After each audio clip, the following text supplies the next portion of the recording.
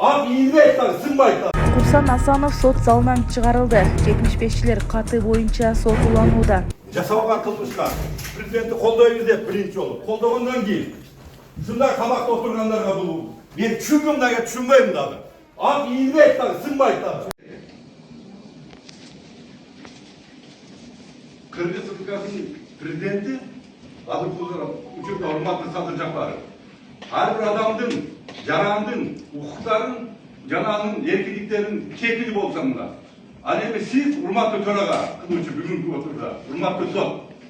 Кыргыз Республикасында сот адилеттүү барбы деген суроого мен айтат элем бар дейм. Эмнеге дегенде мен мына Конституцияга ишенем. Ушул жерде жазылып турат. Сот адилеттүүлүгү Кыргыз Республикасында сот жүзөгө ашырат деп. 95 пайызында белгиленде болса, толгон токойлор турат. Мен уруксат бериңиз, мен түшүндүм. Кай жерде кетсиз. Мага уруксат бериңиз 5 мүнөттө. Мына мамлекетибизде 3 бийлик бар. Аткаруу бийлиги, мыйзам чыгаруу бийлиги, сот бийлиги деп туруп. 4-чү бийлик болсо массалык маалымат каражаттары болот. Сөзсүз түрдө булар. Эгерде сиз бүгүн ушул прокуратуранын айтканын кылып туруп, кайрадан эгерде ушуну жабык иретип аткарсаңыз, анда бийликтин биринчи болуп биздин урматтуу президент Садыр Жапаровго болгон элдин ишеними нөлгө түшөт. Убагында Жээнбеков 3% болгон болсо, мен сизге айтып коем, караша, мен өзү темадан чыкпайм. Анда сотко болгон ишеним нөлгө түшөт. Сиз мен биринчи болгондо айтканмын. Кылмыш ишин аяктап атканда дагы каршы чыкканмын, колдоо койгон эмесмин. Сотто жабык өткөзүлгөндө дагы айтканмын. Биринчилерден болуп өтүнүч кетти беле. Андан кийин мына менин жактоочуларым айтканда колдоо бергенде мен айттым эле. Эми эрге туура отурдуңуз деди. Биринчи баштаганда айыпталуучу Асанов, сиз бүгүн эрге түшүп калдыңыз урматтуу сот. Ошондуктан мен ойлойм. Конституцияга жана баш мыйзамга сиз мыйзамга да баш ийишиңиз керек. тескерүүлөрүнү баш ийбеген жана соттун тартибин бузганы үчүн Асанов сот залынан чыгарылсын. Конвой чыгарыңыз.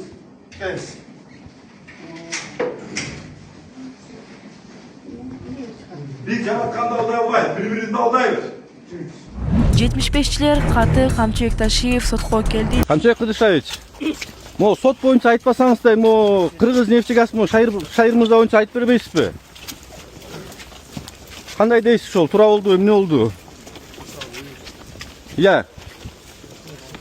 Сизди парламентте Марлен Маматалиев кайрылуу жасап, чөө деген сөздү колдонуп, эмне дейсиз буга?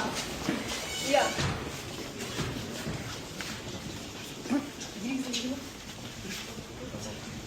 Ходи. Ай, киргизбейиңиз.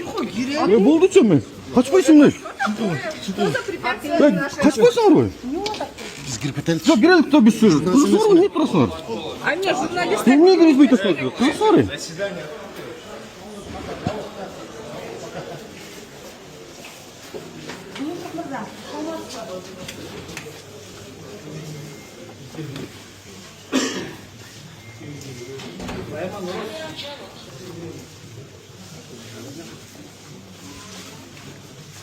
июнда Бишкектин 1-май райондук сотунда коомчулукта 75-чилердин каты деген ат менен белгилүү болгон чуулгандуу иш боюнча соттук жараян кайрадан улантылды. Сотко иштин негизги фигуранттарынын бири болгон Камчыбек Ташиев келди.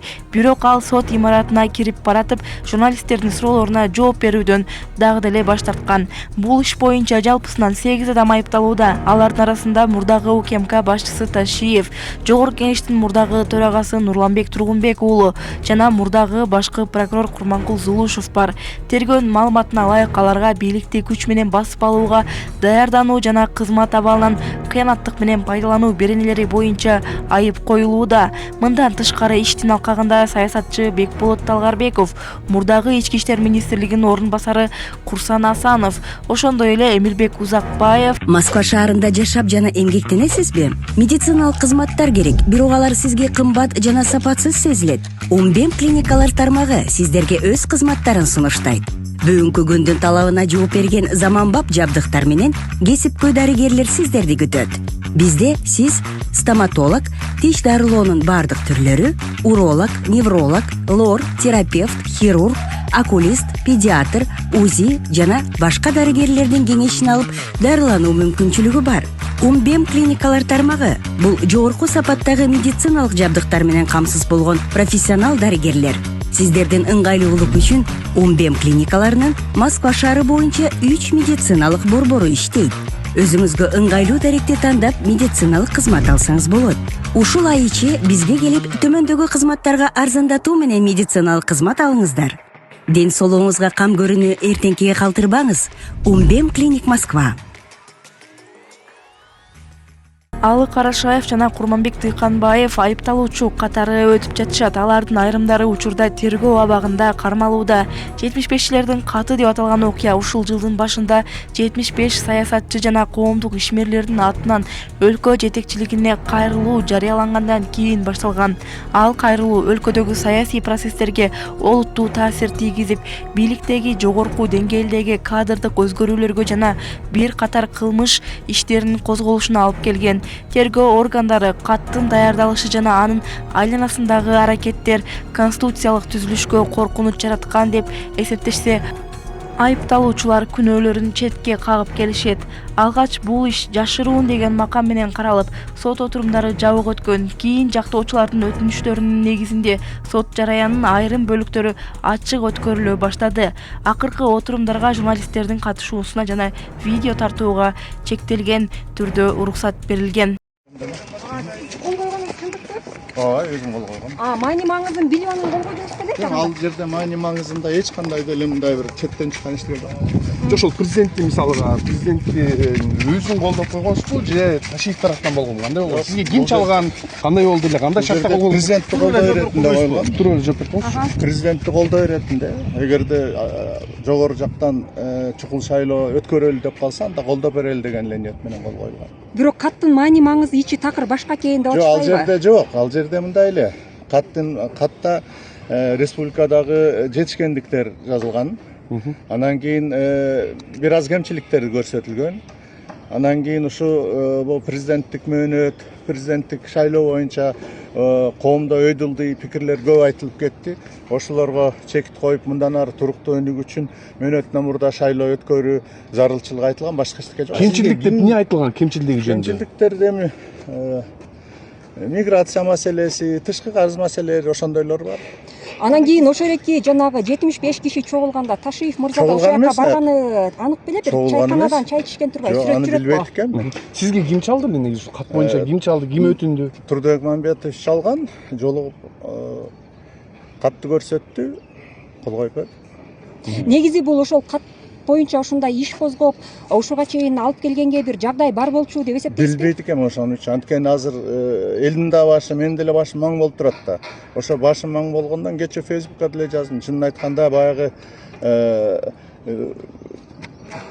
республиканын туруктуулугу үчүн баягы бийлик башындагылардын чечимин колдоо иретинде кол койгон менен көпчүлүк ошондой кол койду да. Мисалы үчүн басымдуу көпчүлүк эле ошо президентти колдоп коеланда мейли быйыл деле өтүп кетсе эмки жыл тынч болот деген мааниде болду да.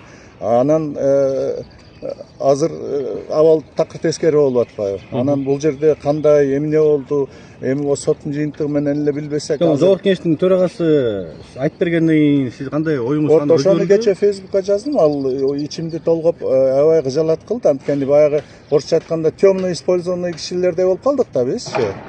Алдап туруп башка жакка киргизип койгондой. Ошондой сезим бул кишинин ичин уйгутуу кылат да, кыжалат кылат. Неге сиз мындай алданып калдым, жаңылып калыпмын дегенде ой болуп атабы кандай? Жаңылып калды деген эмес. Мындай бир ошол кат эгерде чынын айтканда бир башкача көмүскө максатта жасалып, көмүскө ишке негиз болуп аткан болсо, ошону айтпай туруп, башканы айтып, мына республиканын туруктуулугу үчүн жогорку жакта бийликти колдоп койгула деп кол койдурганын өзү бул адамгерчиликке жатпаган иш. Негизи ушунун баары каттан башталбадыбы? Анан ошол катты ошентип жазып, президенттик шайлоону эрте өткөрүш керек деп демилге көтөрүүнүн өзү бир маанилүү беле? Ошого бир аябай бир сөзсүз керек беле ошол нерсе? Эми ага азыр мен керек эмес деп айта албайм. Эми саясий кырдаалда ар кандай нерсе болот. Мисалы үчүн биздин Кыргызстан тарыхында эле ошондой чукул шайлоолор деле болгон, мөөнөттөн мурда шайлоолор деле болуп келген. Бул саясатта көп эле нерселер болуп келген. 5 адам азыр камакта отурбайбы? Калган 3 адам Зулушев, Ташиев, Тургунбек уулу бошондук жүрөт. Кандай дейсиз? Алар камалыш керек же камалбаш керекпи? Мен антип камалсын камалбасын деп бир вердикт чыгара албайм. Бирок могу жердечи жана Ташиев мырза бунун башында турган ошо киши баштаган деп айтышат. Сиз буга ынанасызбы? Мен ынанам деп ынанмындам. Эми соттун жыйынтыгын эле күтөбүз. Силер сыяктуу эле. Сот эмне деп чечет. Сотто дагы кандай маселелер көтөрүлөт, дагы кандай фактылар чыгат биз билбейбиз. Рахмат. Дагы келесиңдештик. Айткан эмес беле, ким инициатор болгон бул негизи? Катты даярдаган Талгарбеков болгон деп эле айтылган. Жайкы исламий лагерибиздин биринчи этабы жыйынтыкталып, балдар кыздарыбыз окуп каникулга кетишти. Экинчи этапка балдар толду, кыздарды кабыл алабыз. Алып келсеңиздер орундар бар. Ушул биринчи этапта балдар кыздарыбыз тамганы тааныбай келгендер Куран окуп калышты. Намаз окушту, пайгамбарыбыздын өмүр баянын тааныды. Биздин шариятыбызга тиешелүү муфтият белгилеп берген китептерден маалымат алышты. Кыска убакытта 6 айлык окууну окуду десек дагы туура болот. Ошого кабыл алуу башталган 23-июнь күнү экинчи этап окуу башталат. Алып келерсиздер, дарегибиз Ошо болосун Нокат району Караташ айыл өкмөтү. Илгерки Каллелин деп сурап келерсиздер. Жападан жалгыз Молда Табалды АЖ медресеси.